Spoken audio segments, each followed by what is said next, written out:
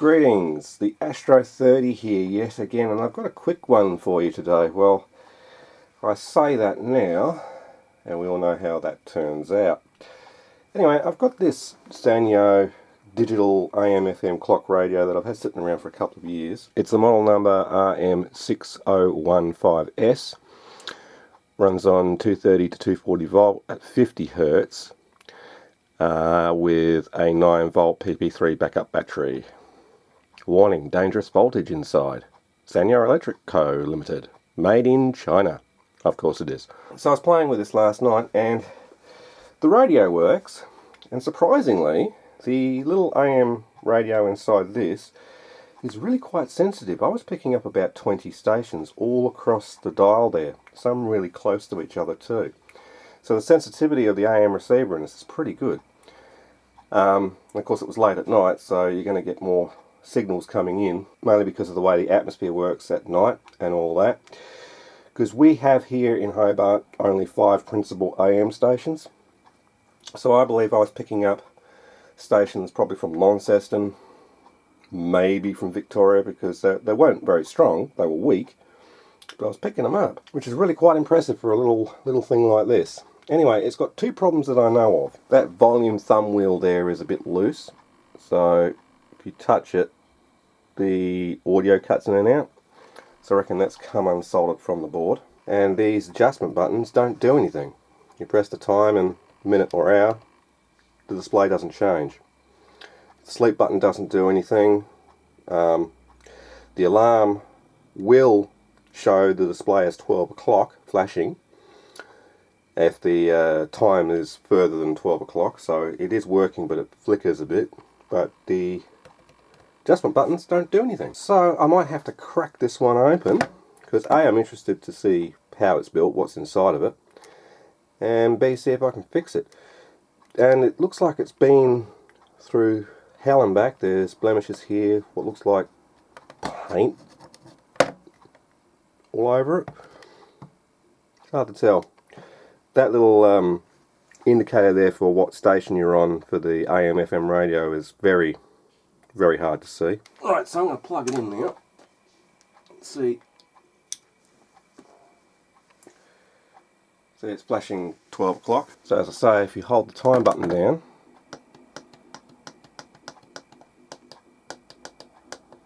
nothing happens. As I say, the radio works. The station I was listening to last night is no longer there. Oh.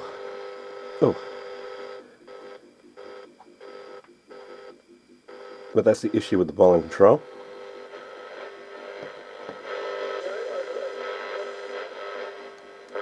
Swifts going down to Collingwood late yesterday, 71 to 63, while last night reigning champs West Coast. So the radio works. On the final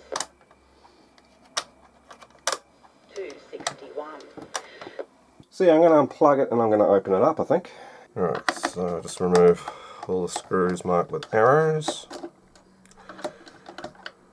2 screws, different lengths here for whatever reason. Thank you, Sanyo. I have no idea where that one came from.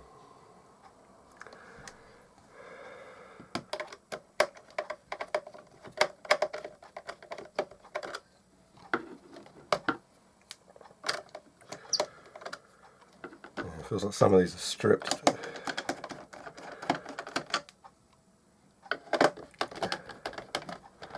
That one is definitely broken.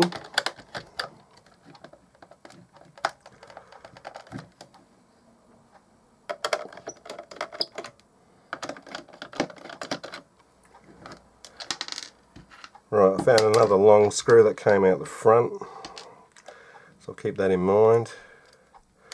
The short one I reckon went in the middle, because this one and that one haven't come out yet.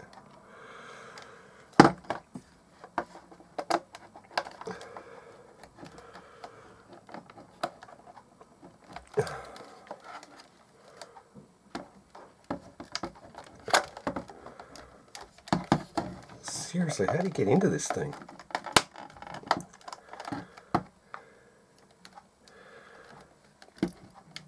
I can hear bits of broken plastic rolling around inside, but this screw is starting to piss me off. There we go. That only leaves that one in the front corner. Why the frick won't this come apart?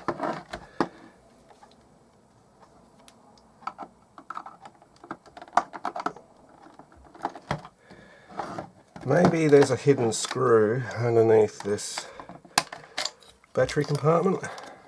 No, no hidden screw. Okay, we'll leave that off anyway.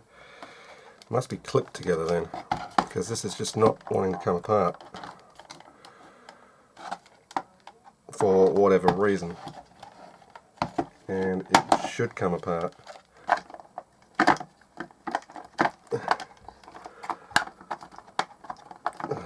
Really?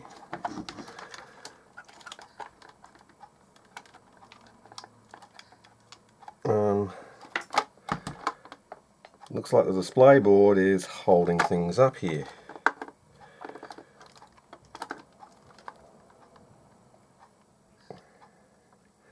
But I am sort of in.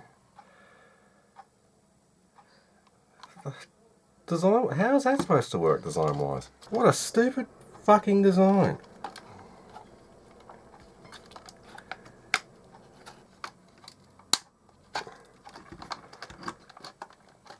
Who designed this? Oh my god, seriously. A bit of broken plastic came out. Oh, here we go. They're in like Flynn. Rather cheap looking circuit board. That's the FM AM IC U2510B, or alternatively N13705A. Yeah, never heard of it. And there's the clock control IC, which is an LM8560. So the AM rod antenna, the condenser or tuning capacitor. These little coils here are for the FM side. That's the AM oscillator coil. There's our problematic volume control. There's a couple of IF transformers, and I'm not sure which one's for AM, which one's for FM. The FM may just use the capacitors for the IF frequency rather than cans, and the AM uses the cans because it's a yellow coil, which is usually the first IF, and a white coil, which is usually the second IF, but I don't see a pink one, which is usually used on the FM side, so it might be controlled with all these capacitors. It's based a little bit like on the TDA 7000 IC that used to be used as an FM radio IC chip. It just used a bunch of ceramic capacitors around some output pins on the chip to control the IF frequency. So you didn't have any messy adjustments. So then the next thing I should do is actually pull the circuit board out of here, which is going to be problematic because of this battery clip. But pull that out so I can get to the underside of the board. I mean, the board is just, you know, generally cheap looking. So that's broken. That's one of the pillars. So yes, this has been dropped. So I'll just pull this out just so I can see what's wrong with this control for a start. I didn't actually video testing that. That's dumb me. That's okay. That's a through hole for the case screw.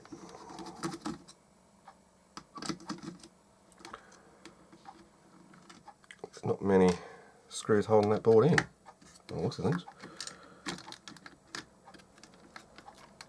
Okay, that's going to be a bugger to line back up. For the scale, they've just got this piece of plastic sitting in this groove, half moon shaped groove, which sits into a little location hole on the underside of the condenser wheel, which is going to make it difficult getting it back in. But okay, so far amazingly dust has managed to make its way onto the underside of the board. Anyway, as for this pot, oh yeah, that's really loose. Look at that. I'll just take that thumb wheel off carefully. Is this going to work when I've put it back together? Probably not. No, I used to be an electronics technician for several years, and I've never been not able to put something back together, regardless of whether it's worked after I've finished. Man, that's tight. That should just come off of there. It shouldn't just like stuck on there. Ah.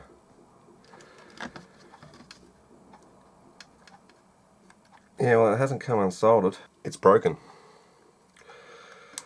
The actual thing itself is broken. It's probably a result of it being dropped. So yeah, this thing is probably beyond repair, because that potentiometer has actually come physically apart. I think that just pops in on inside the plastic hole casing, but I can't get it to go in there. Yeah, there's a little location clip, I think, or it could be just me making stuff up as I go along.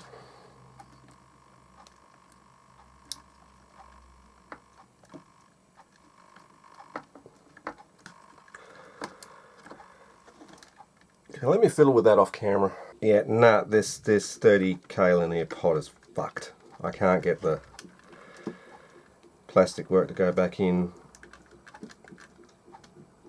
there. This is just beyond fucked. I've just wrecked the thing more than I did anything, so that's a shame. I mean, I could add a dab of super glue around the edges of it to hold it straight, but it's supposed to be pushed in there. But I can't, so this is going to be more like tearing it down rather than trying to repair it. I do, however, want to find out what is wrong with these switches, because they don't work properly. I think I'm just going to basically tear this down and keep it for parts. It's a shame, really, because the radio worked really well, but it's just old junk. So I'll take that apart. Another hidden screw.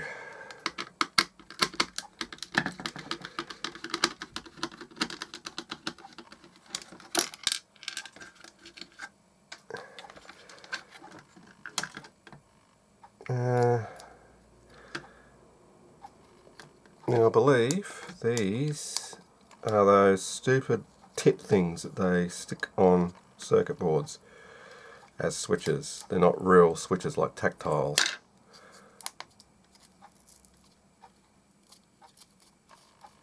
Indeed they are. These stupid things. They're part of the circuit board. So as to why it's not doing what it's supposed to be doing, I don't know. So I might unscrew the transformer, which has got a rusty screw on it, and get this out of the case. Maybe. They've glued everything in.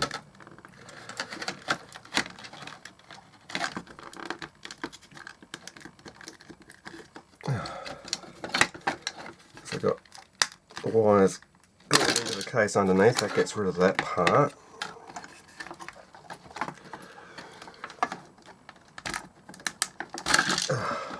Right, I just dropped a screw on the floor, I think. No idea where that went. That's never coming out, so I've gained a battery clip, so I'll just cut it off from the circuit board. That's only for the battery backup.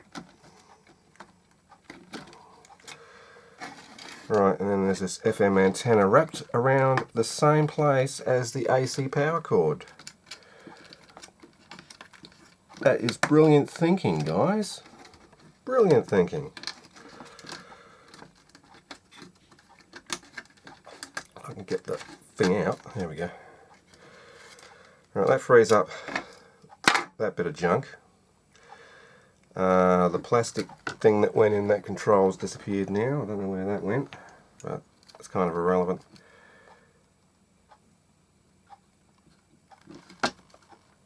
It's also gone to a weird shape, this has. I didn't notice that until now. That's actually a weird shape. It's not round anymore. Odd. Okay, so transformer's out. It looks like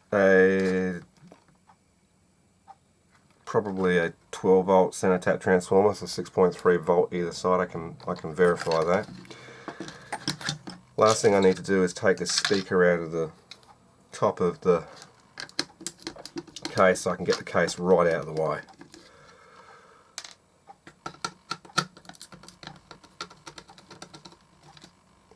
Because it's annoying me at this point. And they've glued that in too, so that's going to be awkward to get out.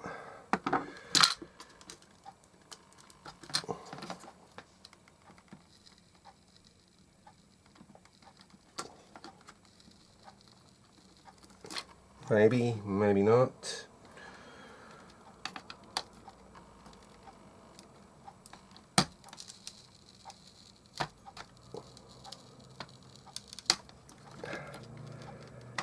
How the fuck did that get under there? That's an interesting find. That's a dead bug. How the hell that got under the speaker? What? How the hell would it get in there?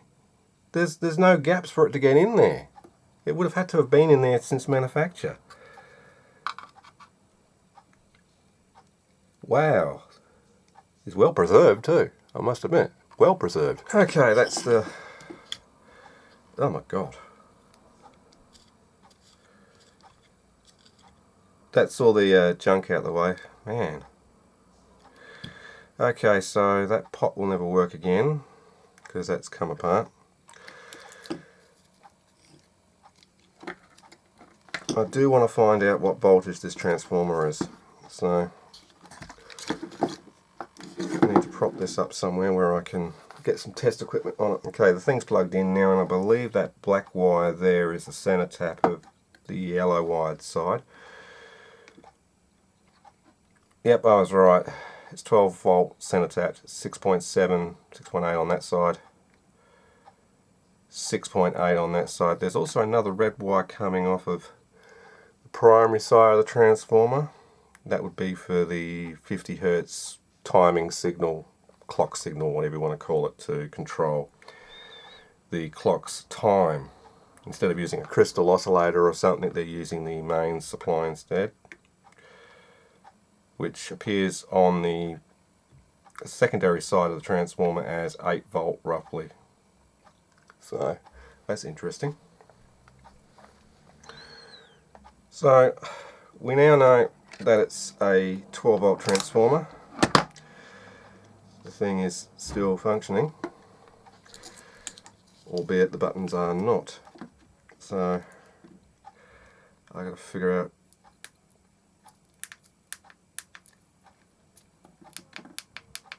well, the hour button works now. If I just bend this up so the camera can see it. See, look, the hour is advancing sort of. Must be a bad joint. But the minutes are not.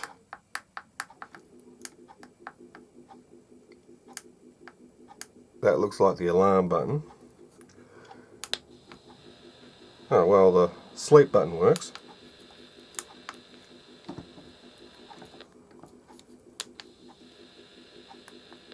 Okay. Oh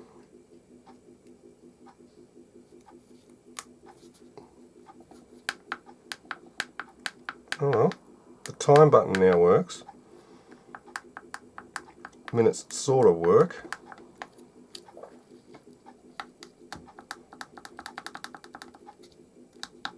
Yeah, the minute advance button doesn't work that great. I reckon it's just the joints around here. Anyway, so this just turned into... Yes, sometimes you press the button and nothing happens.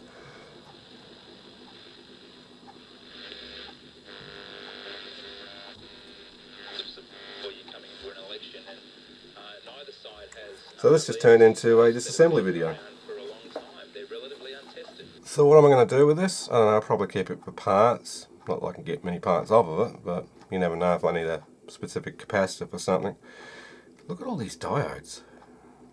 A lot of them. And that's all the bridge rectifier and probably half-wave rectification for everything else too. Man. So it's a pretty simple circuit. It's not that complicated, and it's up to the usual standard. I don't know how old this is. Could be in early 1990s. This button board doesn't work that great. Not sure why. Could be the connection joints up here. Could be traces have got a little bit of resistance on them. Who knows? But yeah, I'm not going to try and repair this. I'm just going to junk it. So yeah. Anyway, I'm the Astro 30. If you enjoyed this video, please remember to rate, comment and subscribe, and you can always follow me on Facebook, and you can become a Patreon member for as little as $1 a month. Links are in the description as usual. Anyway, this is the Astro 30 saying, see ya. Have a great day.